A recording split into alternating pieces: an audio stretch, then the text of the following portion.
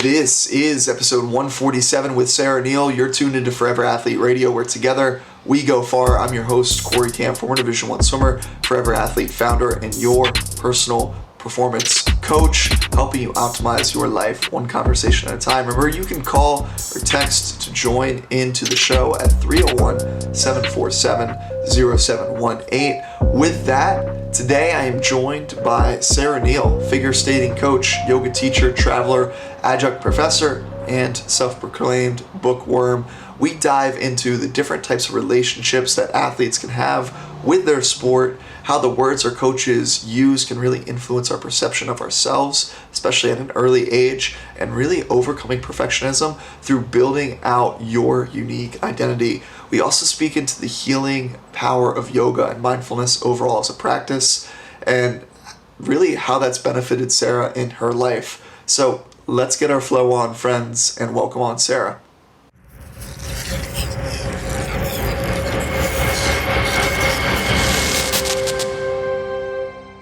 All right, we are joined today by Sarah Neal on Forever Athlete Radio. Sarah, thanks for making time for us on this fine Monday morning. How are you feeling? How are you doing? I'm good. Tired. Here in Louisville, it's pouring down rain and cloudy, so that always adds a little extra dose of tired. It drops the blood pressure a little. Isn't it amazing what just the outside weather, even though it's totally out of our control, can do to our overall just mood? Yeah, it really does. I definitely feel it physically. I've been to the doctor for checkups before on cloudy days, and my blood pressure is way lower than on other days. It's funny how that happens. But, yeah. That's why I moved to LA. Let's try to avoid that as much as possible, Well, that's why I went to graduate school in Arizona. There you go. Well, yes. Talk to me about your journey. You go by the skating yogi now. Yes. Skating is in your blood. I wouldn't say it is who you are, because that would be doing you a disservice. Right. But how did you find skating, of all things, especially being in Louisville? Well, when I was about 4, my sister started skating at a rink nearby. There was a seasonal rink not far from her school, and some of her friends at school were skating. It was kind of the thing for that school. I think a lot of the kids either did horseback riding or skating, and she did not stay at that school very long, but I kind of tagged along and just fell in love with it from the beginning. I think that at that time, the program in Louisville was pretty laid back. It was large. Mm-hmm. It was a very, very large skating school, and it was very organized, but it was very recreational. And anybody that was pretty serious about skating had to go away to train. But I just fell in love with it from the beginning, and wanted to skate as much as possible, but the program was seasonal, and it was laid back enough that you could enjoy the best of both worlds. I think you could, skate as you wanted to within what they offered. And then you still had time to hang out with your friends and have a typical afternoon after school that we had back in that era, where you could run around with your friends in the neighborhood and, spend weeks at a time at your grandparents' house in the summer, and all those great things that I don't think a lot of kids in sports get to do these days. I was about to say, it sounds like a mystical wonderland for compared to sports these days, with the overwhelm of overscheduling. And if it's not one sport, it's 4 sports being herded around from here to there. That's fantastic. When did it start to shift for you to become more of that competitive? It was more or less a year-round commitment at some point, right? Yeah. Well, when I was in middle school, I kind of started feeling the itch to, I just wanted to learn more. And it became very, very clear that the program that we had here and the coaching here was not quite to the caliber of what I needed to be able to move forward as I wanted. And so we were kind of trying to supplement and dabble in a couple other places, but mostly here. And I'd go away. I had my my dad's parents lived in Knoxville. And so I'd go away for, I don't know, 3 or 4 weeks over the summer and skate in Knoxville, which was also a pretty recreational program at the time, but more than we had here. And so when I was 13 in the 8th grade, I had kind of a freak injury. I was at my friend's house late coming home, and I was running home, slid down her hill and flipped over a political sign. And in the process, fractured my pelvis. Wow. And tore my hamstring. And so obviously I was off the ice for quite a bit of time. It wasn't a major fracture. It just was like the part where the hamstring connects, that part broke off, right?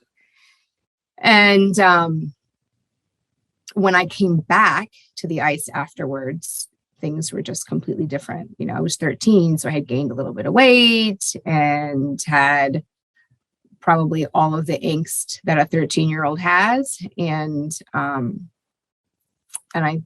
my memory of it is that the coach that I had at the time kind of treated it old school, you know, and tried to, I guess, urge me on in all the wrong ways, you know. And I learned pretty quickly that that was not going to work for me. And I just sensed that she wasn't giving me the instruction that was working for me. So we ended up deciding to train in another city.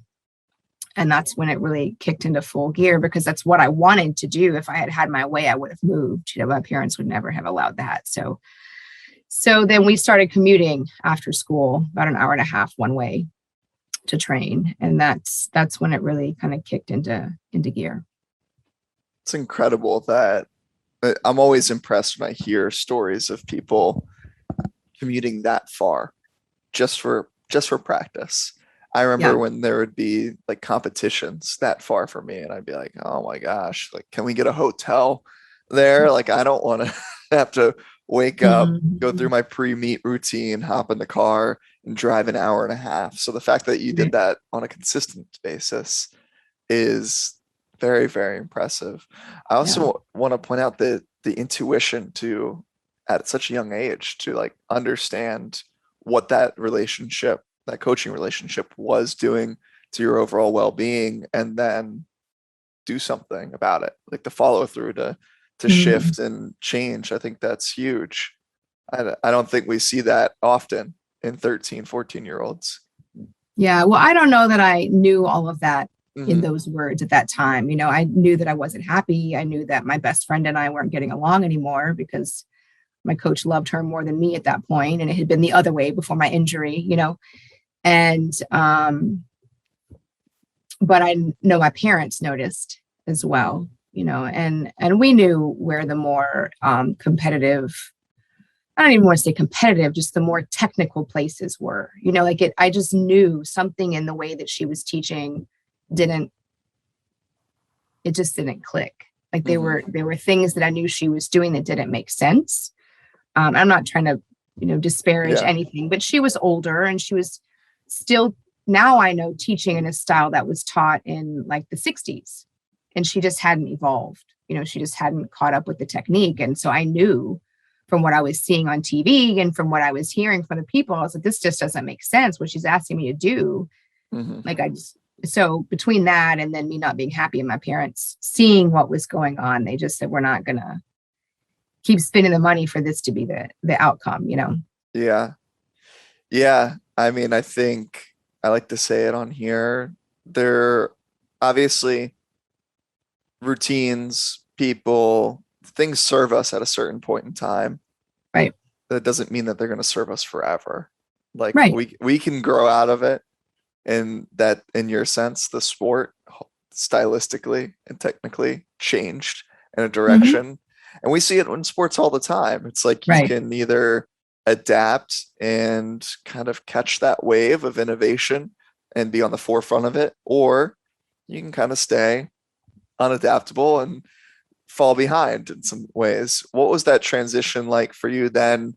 Like, did you go through some growing pains and shifting and figuring out some new styles and training and adding in the commute now to it? Well, I mean, I think the biggest thing is that it hit me at a point when a lot of kids start to take things more seriously to begin with.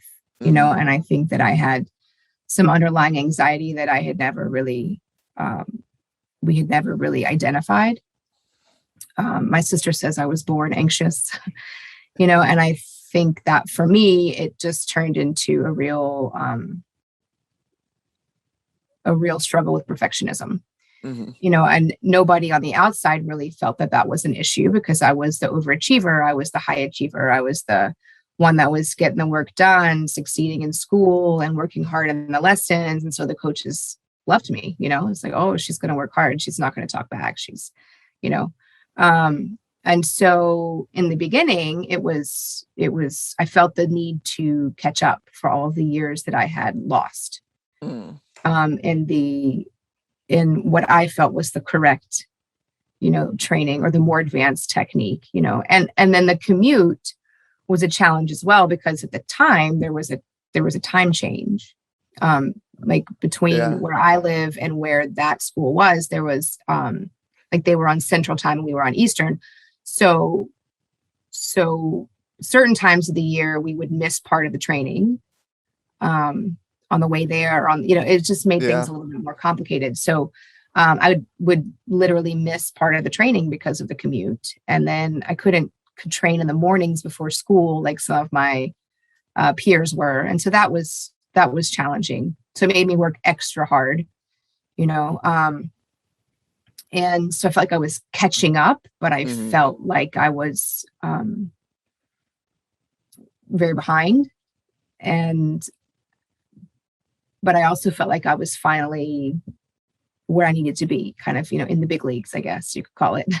Like I was finally around some skaters that were taking it seriously and wanted to try to, end quotes, go somewhere, whatever that is, wherever that was, I love that. As someone who personally struggles with time zone changes and trying to keep my calendar and organization in place when I do shift time zones, I feel that. Because much like you, I like to say I'm a recovering perfectionist now at this point in my life. I've identified the needs and things that work for me and things that don't serve me. How did you start to handle the perfectionism kind of coming to the surface more and more because I think too, at least from my experience, I don't want to project onto yours, but from my experience, when I moved up, things that just became like deeper and deeper rooted in me. It was just like, oh, well, now the stakes are higher, so I have to be even more perfect. And it just kind of went that way through college. What was your experience like? The same. Okay. I mean, it pretty quickly turned into an eating disorder. And, as was the case back then, because this was, early 90s, the sport still has challenges, and many sports still have challenges in that department. But at the time, it was kind of expected in skating. Like we had weekly weigh-ins, and you'd hear people say things like, "You can never have too much money or be too thin," or if you want energy, go hug a tree. It was so. It very quickly morphed into that. My coach made one comment to my mom about, oh, maybe the tendonitis that I was having wouldn't be as severe if I lost a few pounds. And my mom mentioned it to me once. And I said, okay, well, if I'm going to be a serious skater, that's what I have to do. So I just, and then that became what it was about. I was like, I'm going to prove that I have the dedication to be a serious figure skater. So I'm just going to lose all the weight in the world, and then people started complimenting me. Oh, other parents, oh, you look so good. How did you do it? Maybe you could talk to my daughter. I mean, that was the feedback you're getting. And so, whereas I had felt completely mediocre before, it was like all of a sudden, because I was, not best skater around, in Louisville, I had been the best skater or one of the best, and then I started training there, and it was like, oh, I was playing catch up and felt pretty mediocre. And then it was all of a sudden I'm the best at something. And the compliments and the reinforcement just kept coming on all sides. I mean, in society, in school, from my mom, from, who was well-meaning in the beginning, and and then from other parents and other skaters. And, my coach let me skip the weigh-ins and asked me to talk to the other skaters about what I was doing. I mean, that kind of stuff, So then that was kind of a perfect storm, Yeah. With that, at some point, was there ever like a imposter syndrome kind of come into play of like, I can't share what I am doing that is working? Or was it at the time just like, this is the greatest thing? Like I'm being seen, I'm being recognized. Yeah, no, I definitely felt like I could share, and I felt like it, because I didn't see that I had a problem, Mm.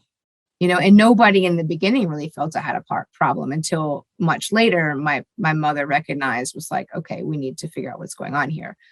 And so I was proud to share. I was like, oh, here's, because I thought I knew it all, and I think I was trying to play the expert, and you see that a lot with people in early stages of eating disorders and stuff. I see that now with some people that I still know, they don't recognize how what they're doing is harmful, but, I think that coupled with some other things that were going on in school and the commute, where I felt like I couldn't really socialize with the skaters at the rink because I had to rush back home, and then I couldn't socialize with my friends at school because I had to rush to the skating rink an hour and a half away, or because I didn't really feel like I fit in with them.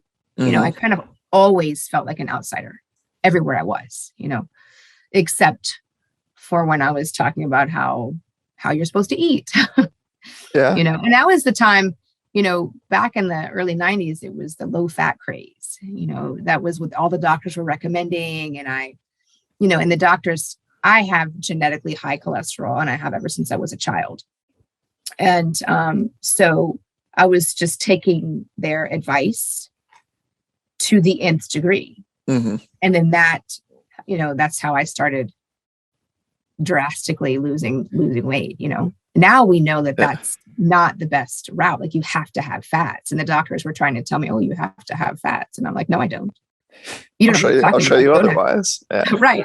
I'm going to prove to you that I don't. In my 14, 15-year-old mind, I was like, I'm going to prove to you that you don't, Man, it's I was about to say, naturally, I feel like any athlete that has that, like, just that competitive switch in them, at some point or another, I was willing to try pretty much anything to get that little bit of improvement. I mean, swimming's time-based, so it was like, oh, I remember taking spirulina pills, like algae pills, because I had read research that taking these pills would increase the red blood cell count in my bloodstream to deliver more oxygen to my muscles during the longer distance events that I would do. And I was like, I'm taking 6 to 8 of these algae pills before races, trying to get like this leg up on people. And then at some point you just realize, like, why? Like, what am I doing? But when you're in it, to your point, like, you'll do anything to just get that slightest bit of improvement. And I think what is different around skating compared to what I loved about swimming was it was very objective. Like, right. The time was the time. Occasionally you had an error in the timing system, but skating is a unique sport where it's very subjective to the crowd, the judges, how they think you looked that day. Do you think that played an added layer or role into kind of this whole perfect storm for you?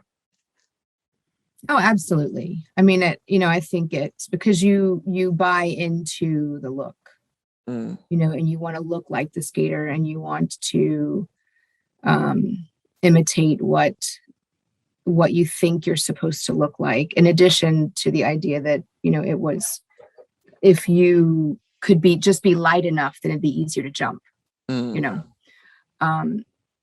and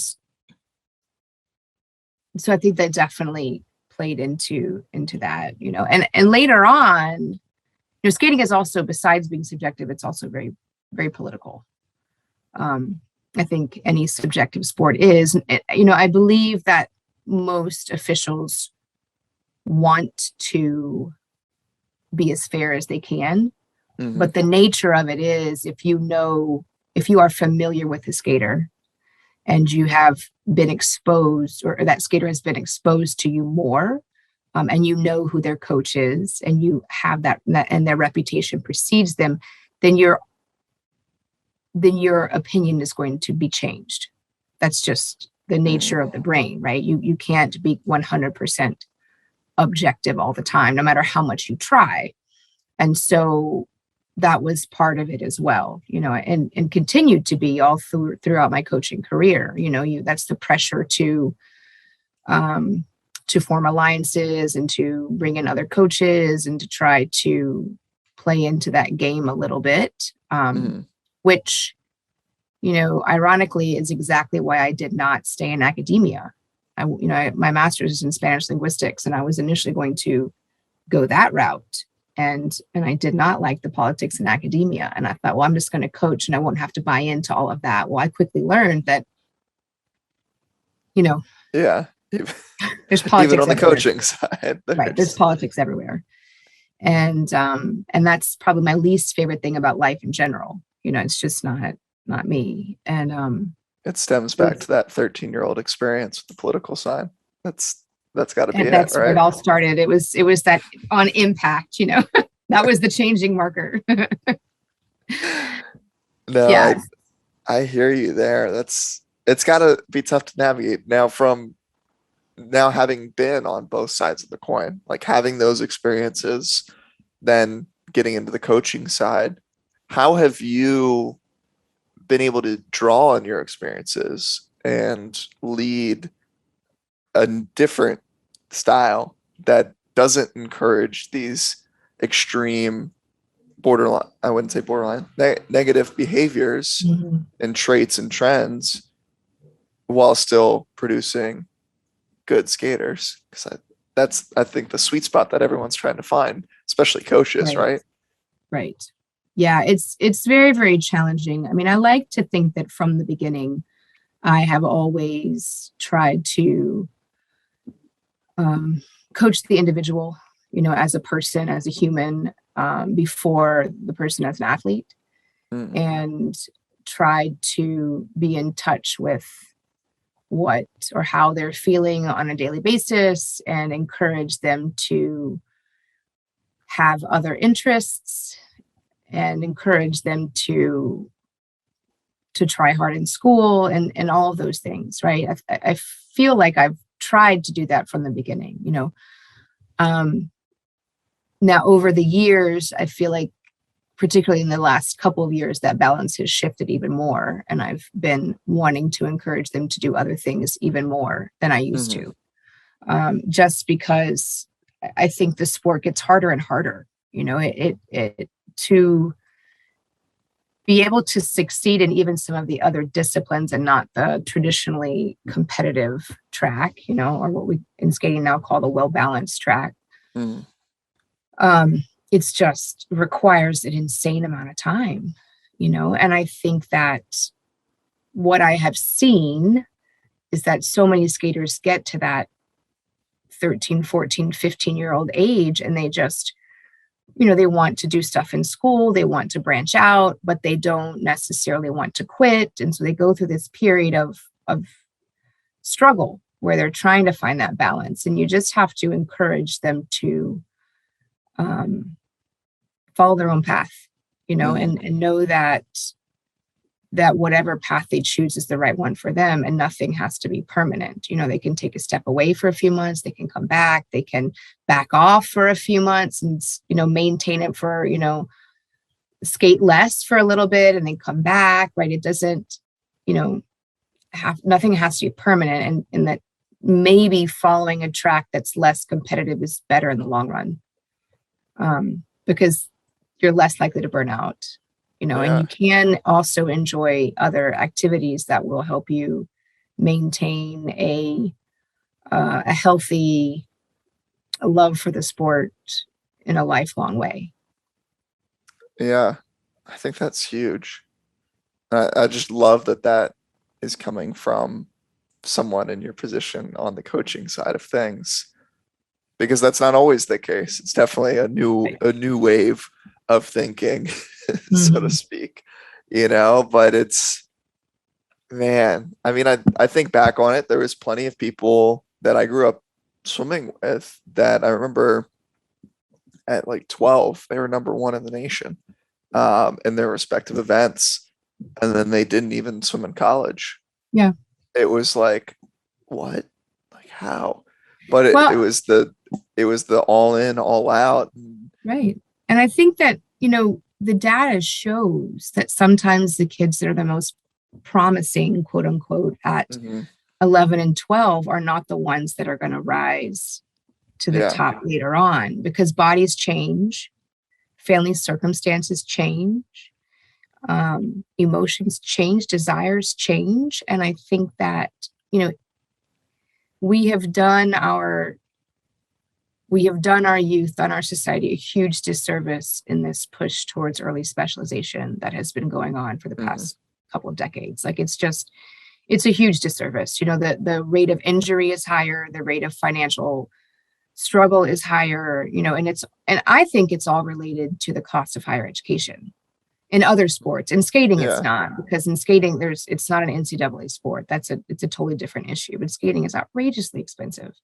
And I would never tell a family to choose training over their financial security. Like I would never, but I know coaches that do. I mean, I would Mhm. never tell somebody that.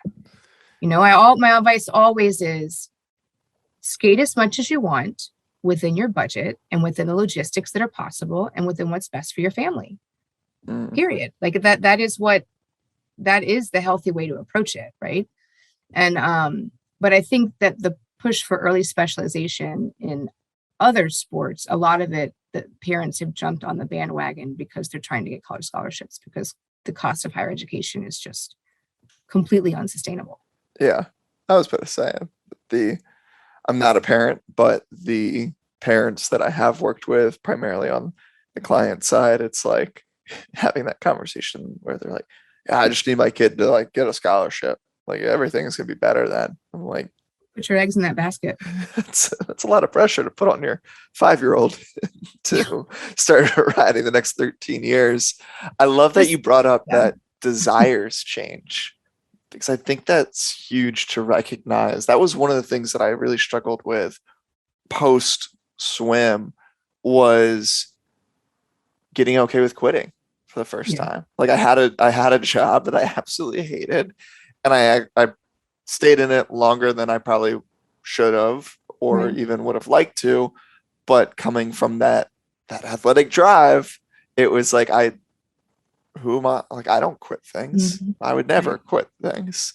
But I think if you can understand that it's a change in desire, it's just change in direction. Yeah. Just That's like, okay. it's just like a relationship. Sometimes Mm.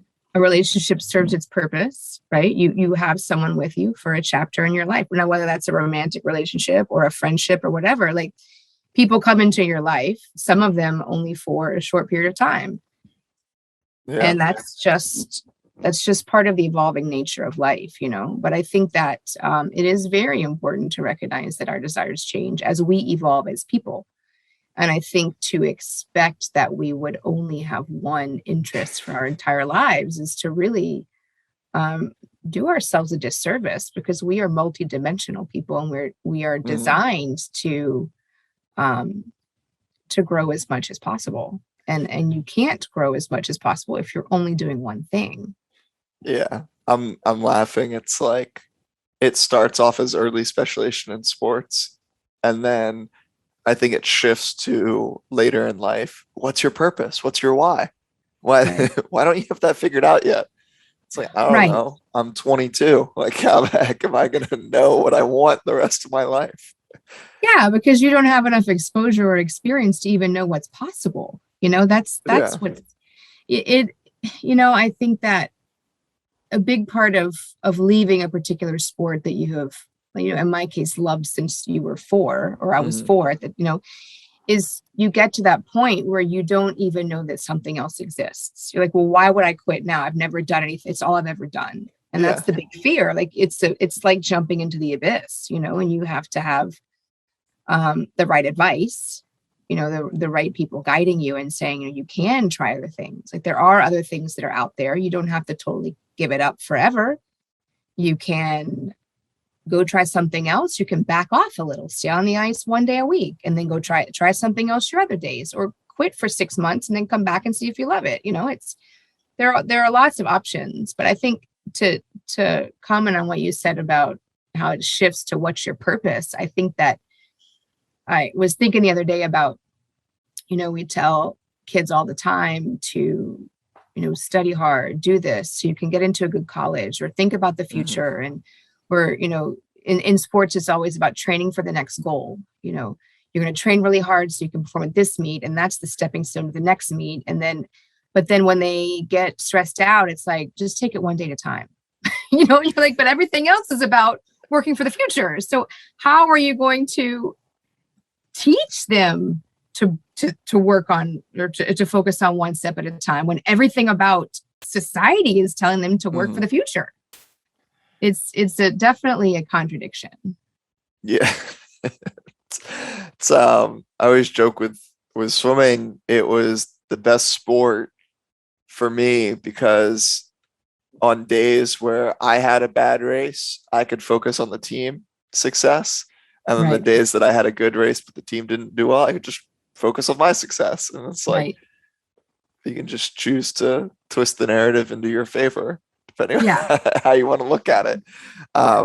Almost similar how you can shift, like, okay, if you can truly shift to taking it one day at a time and really embody the process, trust the process, as they like to say, then yeah, you're good. What I love about just the way you carry yourself and the work you do, if you've done a fantastic job of blending in the yogi and the meditation side of things and all of that into it. How has that been received on the student side of things, or the athlete side of things? Well, for my particular students, the ones that I coach skating to, most of them are very receptive, but that's probably because they're already used to me and the way that I coach. Right. And so that's been very well received among my students.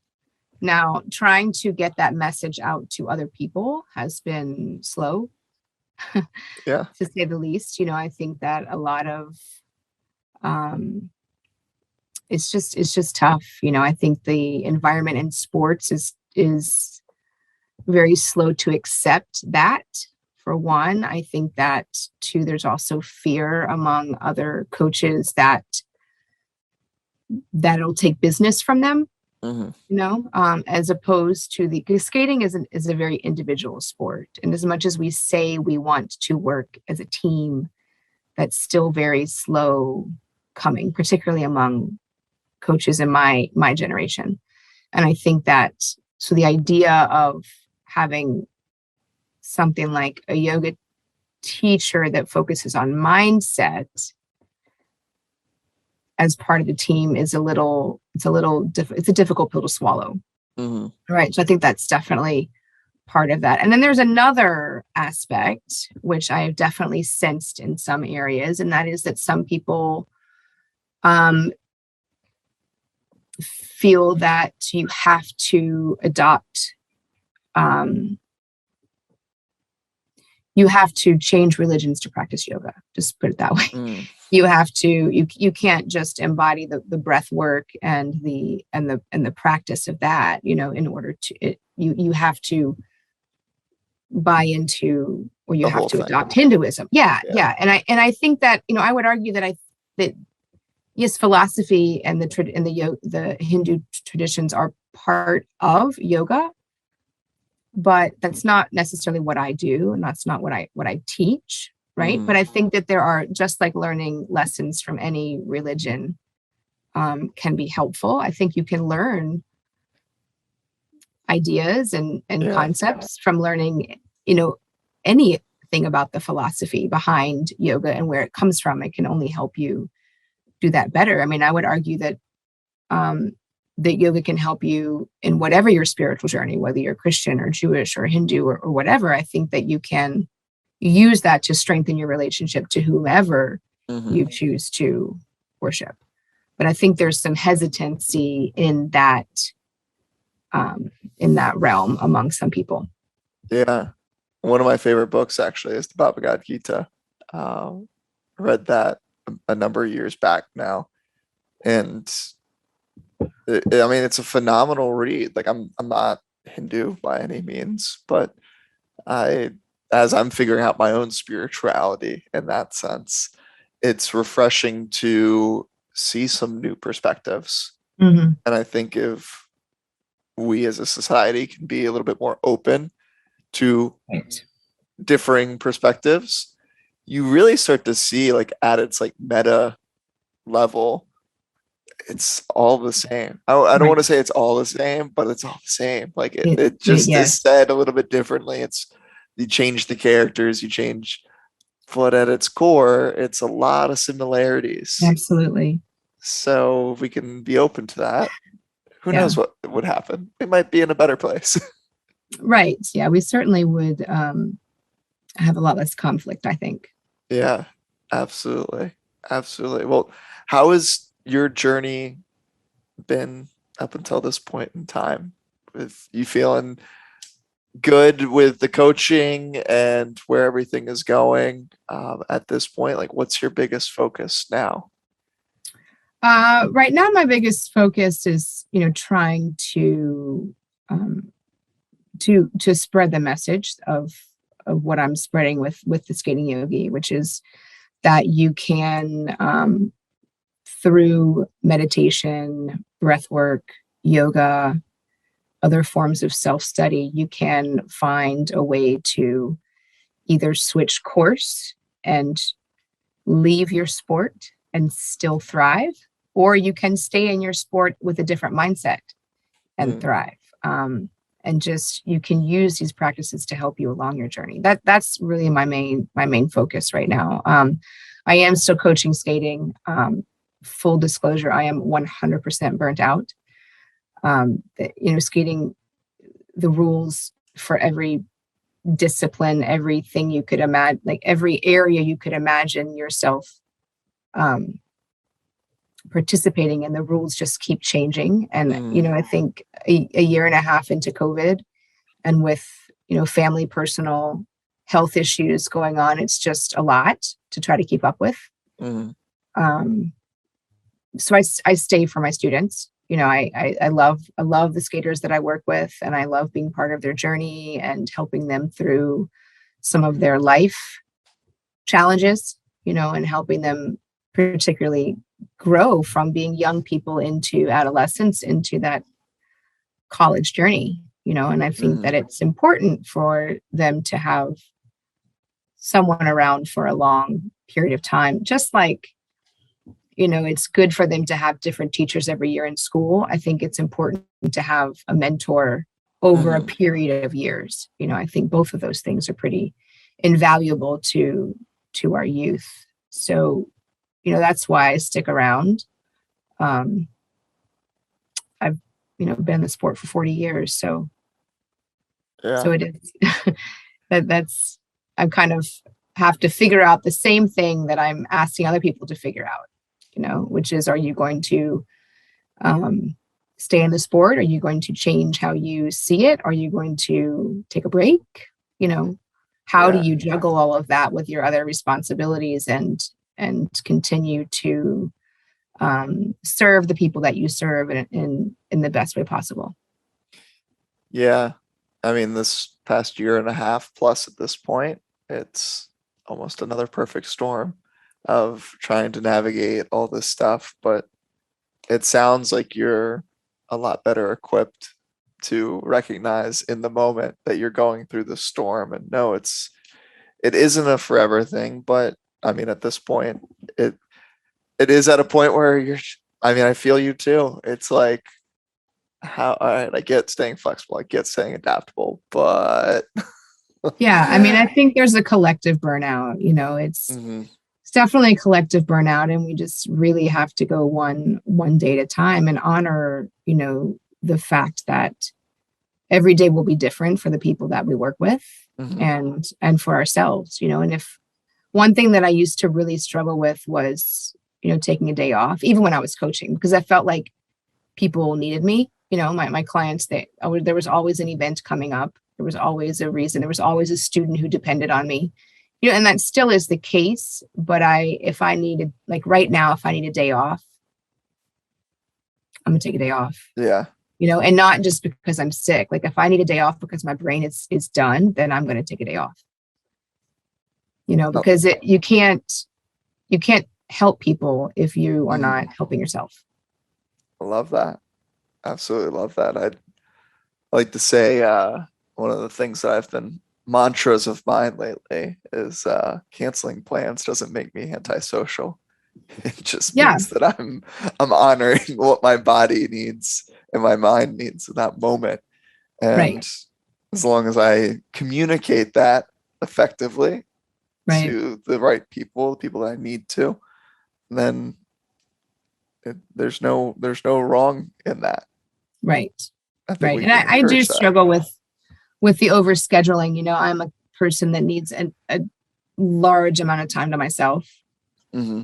That's how I recharge. I get overly stimulated and I have so many responsibilities, like I'm being pulled in all directions, um, and I need a lot of time to myself. And I haven't really had that lately. So that's been a bit of a struggle, but I think that you have to know what you need, and that takes time, and that can change too, Hmm. but I for me, for example, because I am such an introvert and I need that time to myself, and I like that, sometimes I rely on that too much, and if you rely on that too much, then you can slip even deeper into whatever mental state you're in, so you have to, Hmm. that's another thing you have to balance. Yeah. Got to pay attention to the cues, you know. Mindfulness and yoga is a perfect practice to Yeah. have Yeah. to practice that and deepen that. I want to ask you the fast five, which are one sentence, one word answers before we Oh wrap gosh, up here. stressful. They're easy. They're easy. Number one is what's your go-to podcast that you're jamming out to? It's a good one. I haven't had a lot of Podcast time to time. listen to podcasts lately. I'd say it's either And She Spoke, which is a podcast that some of my business coaches do. And it's really great. Or I like Unlocking Us by Brene Brown. Nice. Probably one of those Both. two. I like it. What's number two is what's your go-to book in the last year or favorite book you've read in the last year? Big Magic by Liz Gilbert. Good choice. Number three is what's something you can't live without? Chocolate, dark Ooh, chocolate. even better. Even better. Number four, what's a quote you live by? Do your best and forget the rest. Love it. Last one is what's your one word focus at this point in time? Breathe. It's a good reminder there at the end. For those of you Because listening nothing in else this far, matters.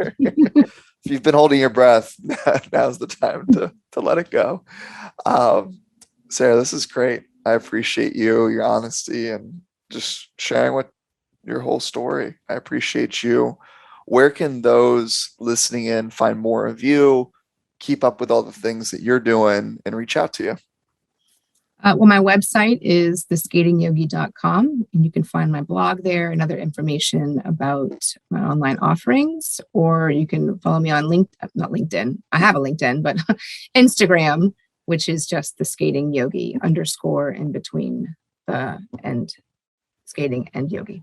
Awesome. We'll have that all linked below. I appreciate the time. Thank Hopefully, you so it much. clears up in Louisville and we have Yeah. a great Monday here.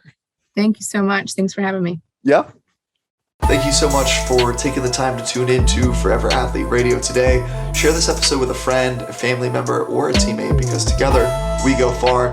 Let's leave a review on Apple Podcasts with your biggest takeaways from today's conversation with Sarah, and I will see you all on Monday.